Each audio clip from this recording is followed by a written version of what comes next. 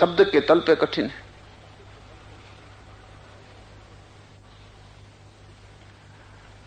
क्योंकि शब्द के तल पर तुम्हारी नजर दूसरे पर है, इसलिए अपना होश तुम कैसे रखोगे। सिर्फ बुद्धों के लिए बोलना ठीक है, क्योंकि उन्होंने अपने जीवन की साधना से 2 फल वाला तीर पैदा कर लिया है। उनके पास ऐसी चेतना है, उसी चेतना का नाम सुरति है।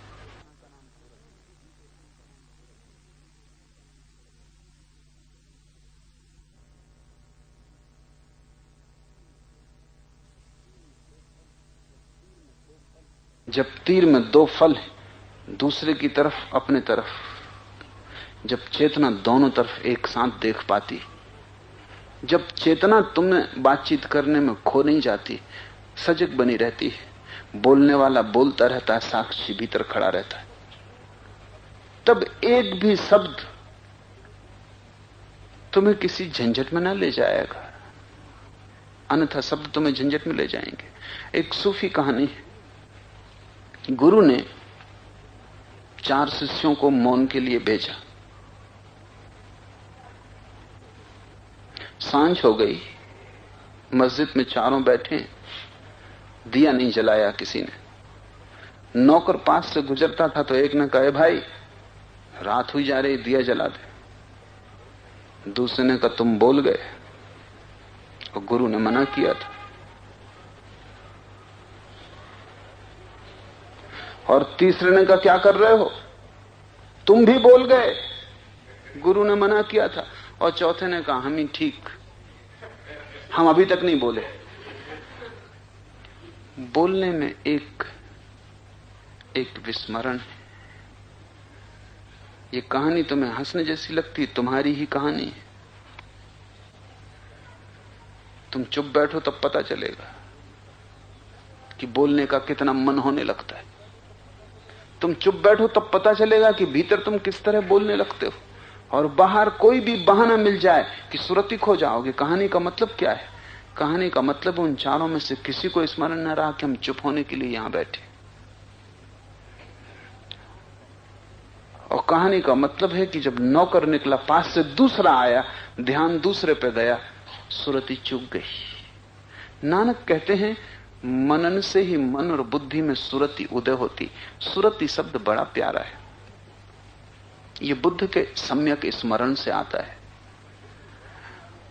बुद्ध ने बड़ा जोर दिया है स्मृति पर, राइट माइंडफुलनेस पर, कि तुम जो भी करो स्मरण पूर्वक करना। बोलो तो स्मरण पूर्वक बोलना, चलो तो स्मरण पूर्वक चलना, आंख भी हिलाओ, पलक भी हिले, स्मरण पूर्वक। होश खो के मत करना कुछ, क्योंकि जो तुम होश खो के करोगे वही पाप है। और जो तुम होश खो के करोगे उससे ही तुम अपने से दूर निकलते जाते हो। अपने पास आने की एक ही विधि है कि तुम ज्यादा से ज्यादा होश संभालना। कैसी भी परिस्थिति हो, तुम एक चीज मत खोना, सब खो जाने देना, वो है होश। घर में आग लगी हो तो भी तुम होश पूर्वक घर के बाहर निकलना। ईश्वरचंद विद्यासागर ने एक संस्मरण लिखा है कि उनको वायसराय ने सम्मान के लिए बुलाया था।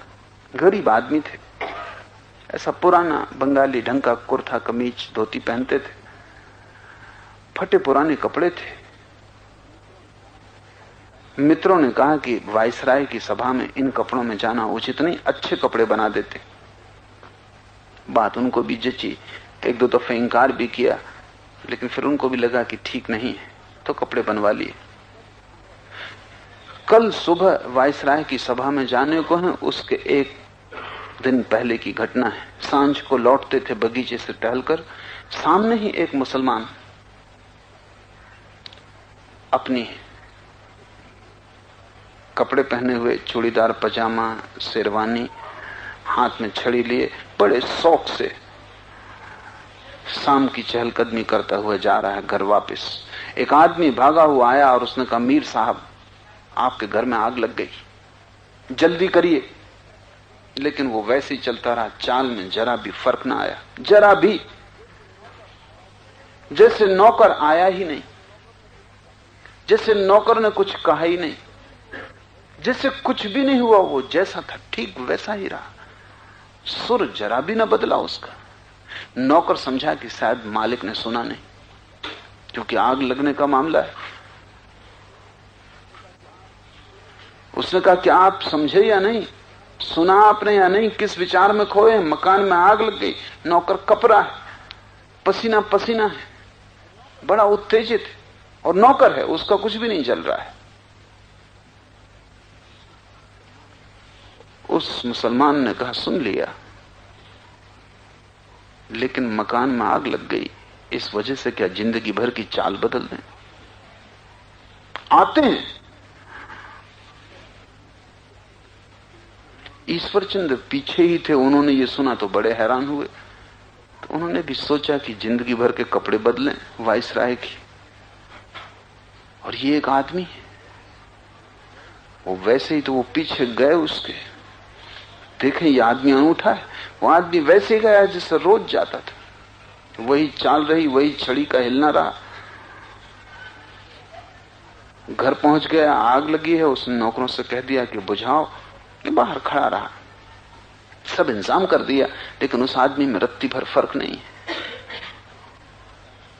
ईश्वरचंद ने लिखा है कि मेरा हृदय श्रद्धा से झुक गया, ऐसा आदमी तो मैंने देखा नहीं।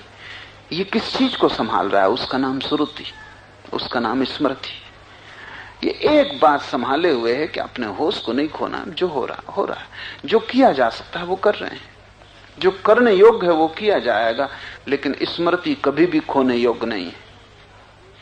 इस दुनिया में ऐसी कोई भी चीज नहीं है इतनी मूल्यवान जिसके लिए तुम सुरति को खो, लेकिन तुम छोटी छोटी चीजों में खो देते हो। 1 रुपए का नोट गिर गया और देखो तुम कैसे पगला जाते हो, एकदम ढूंढ रहे हैं पागल की तरह, जहां नहीं हो सकता वहां भी ढूंढ रहे हैं। किसी आदमी को देखो घर में उसकी कोई चीज खो गई, चीज बड़ी हो, वो छोटा सा डब्बा भी खोल के देख रहा है कि शायद। तुम स्मृति को खोने को तैयार ही हो, खोने को तैयार हो ये कहना भी शायद ठीक ही नहीं।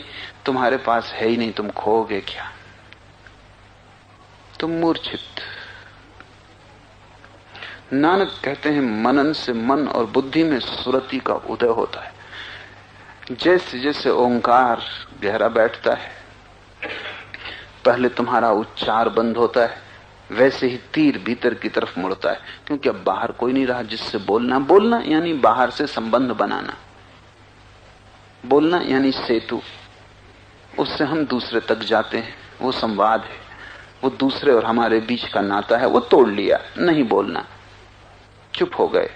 चुप का अर्थ है यात्रा उल्टी हो गई, तीर वापस लौटा, अंतर यात्रा शुरू हुई। उसी वक्त से स्मृति की पहली झलक आनी शुरू हो जाएगी। तुम पाओगे तुम हो, तुम पहली दफे जाग के पाओगे कि मैं हूं। अब तक सब दिखाई पड़ता था, तुम भर नहीं दिखाई पड़ते थे। तुम भर छाया में खड़े थे, दिया तले अंधेरा था। अब तुम जागोगे। फिर जैसे जैसे गहराई बैठेगी ओंकार की, मनन शब्द पर आएगा, वैसे वैसे सजगता बढ़ेगी। उसी अनुपात में तुम ऐसा समझो जैसे तराजू के 2 पलड़े, एक पलड़ा ऊपर उठता है तो दूसरा उसी अनुपात में नीचे आता है। जिस अनुपात में तुम भीतर जाते हो उसी अनुपात में सुरति बढ़ती है। और तीसरे तल पर जहां शब्द भी खो जाता है, सिर्फ ओंकार की ध्वनि रह जाती, नाद रह जाता है। एक ओंकार सतनाम, वहां अचानक परिपूर्ण सुरति हो जाती। तुम जाग के खड़े होते हो जैसे हजारों साल की नींद टूट गई, अंधेरा गया, प्रकाश आया। जन्मों जन्मों से तुम जैसे सोए थे और एक सपना देख रहे थे, सपना विच्छिन्न हो गया, सुबह हो गई, भोर हुई, ब्रह्म मुहूर्त पहली दफा आया। मनन से ही सभी भुवनों की सुध आती है। मनन से ही मुंह में मार नहीं खानी पड़ती। मनन से ही यम के साथ नहीं जाना पड़ता। वह नाम निरंजन ही ऐसा है कि जो कोई मनन करता है उसका मन ही जानता है। मन ने सुरति होवे मन बुद्धि, मन ने सगल भवन की सुधि, मन ने मुंह चोटा न खाई, मन ने जम के साथ न जाई, ऐसा नाम निरंजन होई, जो को मन नहीं जाने मन कोई। जिस दिन तुम जागते हो उस दिन तुम्हें पता चलता है कि ये अनंत आकाश, ये भुवन, ये अस्तित्व, ये परमात्मा की अनंत लीला पहली दफे तुम्हें दिखाई पड़ती है। जब तक तुम अपनी ही वासना में खोए थे, अपने ही मन में डूबे थे, तब तक तुम्हें कुछ भी दिखाई नहीं पड़ता था, तुम अंधे थे। मन अंधापन है, मनन है आंख का खुल जाना। तो नानक कहते हैं मनन से ही सभी भुवनों की सुध आती, ये अनंत लोक सब प्रकट हो जाते हैं। जीवन अपनी परिपूर्ण महिमा में प्रकट होता है। तब तुम देख पाते हो कि रत्ती रत्ती में उसके हस्ताक्षर, पत्ते पत्ते पर उसका नाम, रोए रोए में उसकी धुनी, हवा के झोंके झोंके में उसी का गीत। तब ये जीवन, तब ये अस्तित्व पूरा का पूरा उसकी महिमा को प्रकट करता है। अभी तुम पूछते हो जीवन में क्या है, लोग पूछते हैं क्या है अर्थ जीवन का, क्या प्रयोजन, क्यों हम पैदा किए गए। लोग पूछते हैं किस लिए जिंदा रहें। पश्चिम के बहुत बड़े विचारक मार्सिल ने लिखा है कि जिंदगी में एक ही तो सवाल है और वो है आत्महत्या, कि हम किस लिए जिंदा रहें, क्यों ना हम आत्महत्या कर लें। ये बेहोशी की आखिरी अवस्था है जहां आत्महत्या घटित होती, जहां तुम जीवन के बहुमूल्य उपहार को फेंक देते हो वापस, क्योंकि तुम्हें कुछ भी नहीं दिखाई पड़ता उसमें। और इससे विपरीत एक घटना घटती, जब तुम जागते हो तब इतनी महिमा है, इतनी अपरंपार महिमा है, उसके भुवन खुलते चले जाते हैं, परत परत चारों तरफ रहस्य खड़ा हो जाता है। तब तुम्हें जीवन का अर्थ, जीवन का आनंद, जिसको हमने समाधि कहा है, उस क्षण तुम जानते हो क्यों जीवन है। अभी तुम जान ही नहीं सकते। अभी तुम कितना ही पूछो, कोई कितना ही कहे, कोई कह दे परमात्मा को पाना जीवन का लक्ष्य, तो भी कुछ हल नहीं होता। समाधि को पाना जीवन का लक्ष्य, तो भी कुछ हल नहीं होता। बात कुछ जचती नहीं, बात जची नहीं सकती। जचेगी तो तब जब सुध आएगी। नानक, बुद्ध, कबीर, ये तुम्हें तब तक न जचेंगे जब तक सुध न आएगी। तब तक ये जचेंगे कि होंगे ठीक है, कहते होंगे कुछ। आम तौर से तो तुम समझते हो कि ये लोग कुछ दिमाग इनका ठीक नहीं। अपना दिमाग तुम ठीक समझते हो, और तुम्हारे दिमाग से तुम पहुंचे कहां। तुम्हारे दिमाग से तुम आत्महत्या के करीब पहुंच रहे हो। कैसे खत्म कर लें, कुछ सार नहीं मालूम पड़ता। कैसे फेंक दें इस बहुमूल्य उपलब्धि को जो जीवन है, इस भेंट को हम कैसे लौटा दें। जैसे ही जागते हो वैसे ही जीवन का रहस्य खुलना शुरू हो जाता है। फूल खुलता है, उसकी पखरी पखरी अनंत आनंद बन जाती। मनन से ही मुंह में मार नहीं खानी पड़ती। नानक तो सीधे साधे गांव के ग्रामीण हैं, पर जो बात कह रहे हैं वो बड़ी पते की। वो ये कह रहे हैं कि अगर तुमने मनन से कुछ बोला तो तुम्हें कभी अपने शब्दों पर लौटना नहीं पड़ता, वापस नहीं जाना पड़ता। अगर मनन से ही तुम्हारा शब्द निकला तो तुम्हें कभी अपने शब्दों को थूक कर नहीं चांटना पड़ता। नहीं तो रोज चांटना पड़ेगा, रोज थूकोगे, रोज चांटोगे, रोज मुंह पे मार खानी पड़ेगी, क्योंकि तुम जो बोल रहे हो वो बेहोशी में बोल रहे हो। तुम जो बोल रहे हो वो अहंकार की निद्रा में बोल रहे हो। तुम्हारा बोलना नींद में बोला गया है। तुम होश में नहीं हो। क्या तुम कह रहे हो, क्या तुम कर रहे हो, उसका तुम्हें कुछ पता नहीं है। कहां तुम जा रहे हो, क्यों तुम जा रहे हो, तुम्हें कुछ पता नहीं है। तो तुम्हें रोज ही मुंह पे मार खानी पड़ेगी। आज तुम कहोगे प्रेम करता हूं और कल तुम सुबह पाओगे कि प्रेम तिरोहित हो गया। अभी तुम चाहते हो कि हत्या कर दूं, घड़ी भर बाद तुम चाहोगे कि कैसे इस आदमी को जिला लूं वापिस। बड़ी भूल हो गई।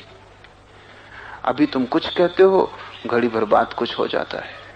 तुम्हारा कोई भरोसा नहीं, तुम बदलता हुआ मौसम हो।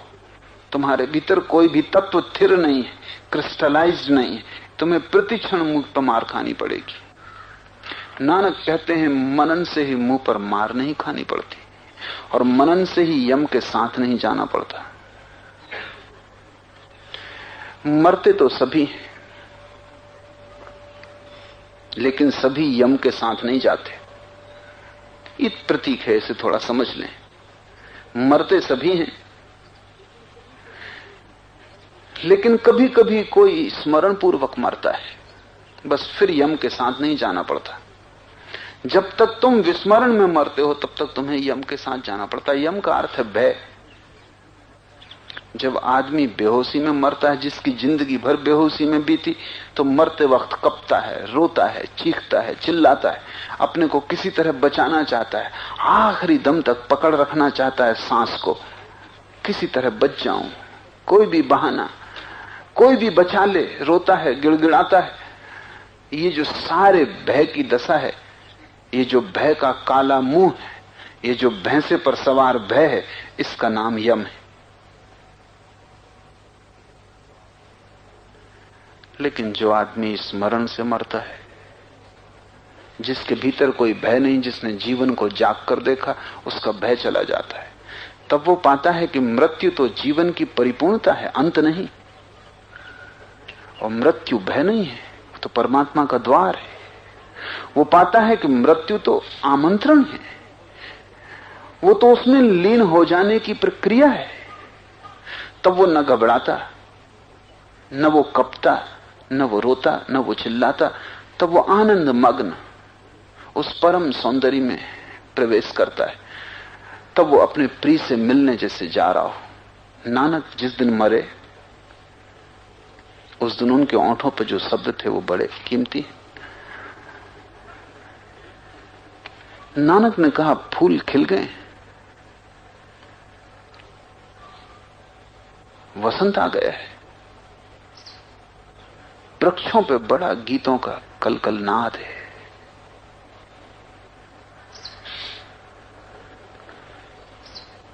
किस जगत की वो बात कर रहे हैं? लोगों ने समझा कि वो जिस गांव में पैदा हुए थे, ये मौसम था फूलों के आने का, वृक्षों पर पक्षियों की कलकलाहट का। उसी की बात कर रहे हैं। मरते वक्त बचपन की याद आ गई। और नानक पर लिखने वाले सभी लोगों ने यही भूल की है। ये मैं तुमसे पहली बार कहता हूं कि इसका उनके गांव से कोई संबंध न था। ये संयोग की बात थी कि मौसम बसंत का था। उनके गांव में भी फूल खिले होंगे, वृक्षों में नए पत्ते आ गए थे और पक्षी कलरव कर रहे थे। ये ठीक है, ये संयोग की बात। लेकिन नानक मरते वक्त जन्म को याद करेंगे। नानक मरते समय कुछ और देख रहे हैं। प्रतीक तो इसी जगत के उपयोग करना पड़ेंगे, क्योंकि जिनसे वो कह रहे हैं, आखिरी घड़ी में वे एक परम सौंदर्य में प्रवेश कर रहे हैं, जहां फूल खिले हैं जो कभी नहीं मुरझाते, जहां पक्षियों के गीत सदा ही गूंजते रहते हैं, जहां शाश्वत है सौंदर्य।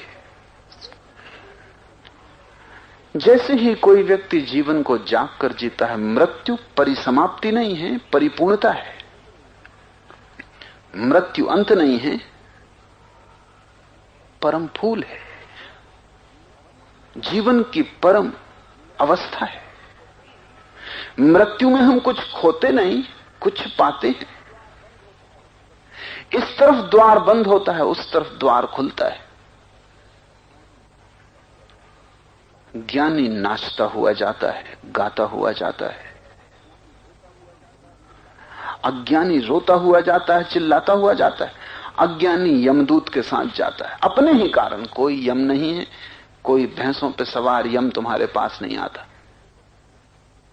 तुम्हारा भय तुम्हारा यम है। तुम अभय हो गए, फिर परमात्मा खुद अपनी बाहें फैलाता है। तुम जो हो वैसा ही तुम्हारा मृत्यु का अनुभव होगा। इसलिए मृत्यु कसौटी है। आदमी कैसा मरता है इससे पता चलता है कैसा जिया। अगर प्रफुल्लित मरता है, शांत मरता है, आनंद भाव अहोभाव से मरता है, तो सारा जीवन कीमती था, मूल्यवान था। ये पूर्णाहुति है। अगर रोता चिल्लाता मरता है तो जीवन एक संताप था, नरक था।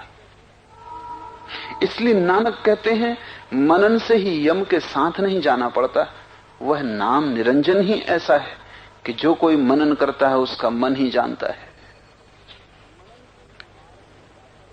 मनन से ही मार्ग में बाधा नहीं आती। मनन से ही कोई प्रतिष्ठा के साथ विदा होता है।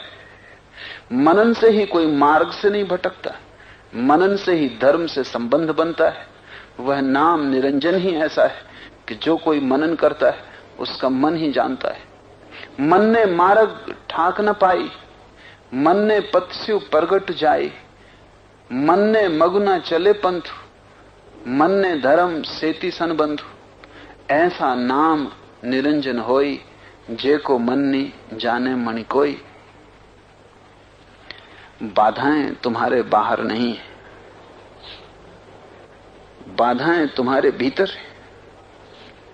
और तुम्हारे भीतर बाधाएं हैं क्योंकि तुम मूर्छित हो। और बाधाओं को मिटाने का और कोई उपाय नहीं है। अगर तुम एक एक बाधा को मिटाने लग जाओगे तुम कभी ना मिटा पाओगे। बाधाओं को मिटाने का एक ही मार्ग है कि तुम भीतर जाग जाओ, सभी बाधाएं खो जाती। ऐसा समझो कि तुम्हारा घर है अंधेरे से भरा, तुम आते हो, हर कोने कातर में डर मालूम पड़ता है। पता नहीं प्रेत हो, भूत हो, चोर हो, डाकू लुटेरे हो, हत्यारे हो। पूरा घर है, बड़ा भवन है, कोने कोने में भय है, हजार तरह के भय हैं। तुम एक एक भय से कैसे जीतोगे? कितने चोर हैं, कितने धोखेबाज हैं, कितने लुटेरे हैं, कितने हत्यारे हैं, क्या पता? सांप हैं, बिच्छू है, जहर है, क्या पता अंधेरे में क्या छिपा है। तुमने अगर एक एक से निपटने की कोशिश की तो तुम हारोगे। नहीं, एक एक से निपटा नहीं जा सकता है। निपटने का एक ही उपाय है कि तुम दिया जला लो। एक दिए के जलने से सारे भय समाप्त हो जाते, घर प्रकाशित हो जाता है।